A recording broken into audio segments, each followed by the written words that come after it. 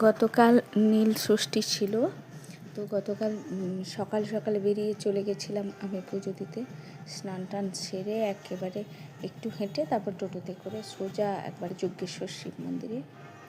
তো আগের দিনে আকন্দ ফুলের মালা কিনে রেখেছিলাম, আর বাড়ি থেকে আমাদের সুন্দর কাঠকলকে যেটাকে গোলক চাপা বলে সেটা, তারপরে হচ্ছে অপরাজিতা নিয়ে গেছিলাম, শিকসহ আম নিয়ে গেছিলাম, ঘুটিতে করে দুধ, ফুল টুল সমস্ত কিছু নিয়ে গেছিলাম।